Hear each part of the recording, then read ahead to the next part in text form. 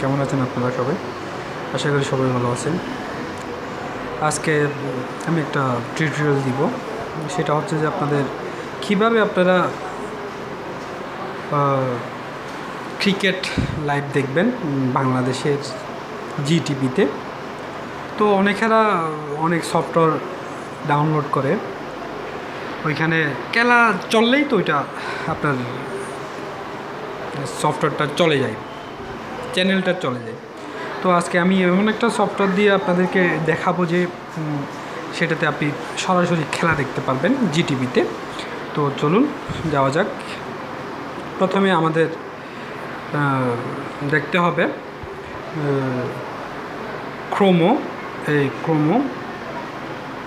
ক্রোমোতে যাওয়ার পর youtube.com করে তারপর চার্জ দিতে হবে।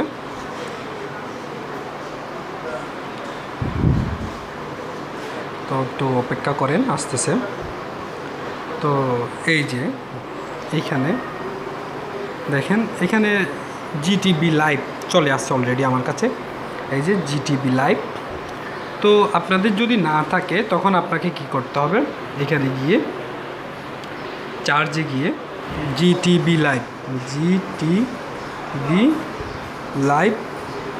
লিখে চার্জ দিতে হবে। এই অপশনটাতে ক্লিক করতে হবে, এই অপশনটাতে ক্লিক করতে হবে, তখন আপনার লাইভটা চলে আসবে। সো আমরা এখন যাব লাইভে। কীভাবে লাইভ দেখব দেখেন, যে আমি ক্লিক করলাম জিটিভিতে।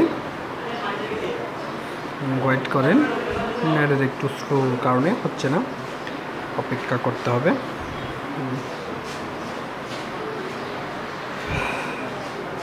তো এখানে বলে রাখি যে আপনাদের স্মার্টফোন থাকলে সবচেয়ে সুবিধা হবে, যে বিশেষ করে জিটিভি লাইভ দেখার জন্য। তো আমরা যাচ্ছি এখানে দেখব।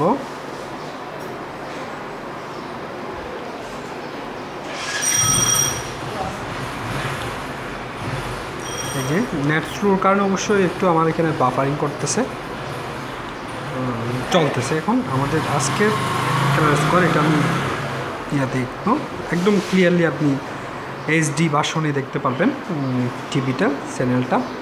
সো আপনারা এটা ইউজ করে আমার মনে হয় খুব বেশি সুবিধা পাবেন। ইউটিউবে দেখা যায়, বাট ওইখানে আপনাদের একটু প্রবলেম হয় অনেক সময়।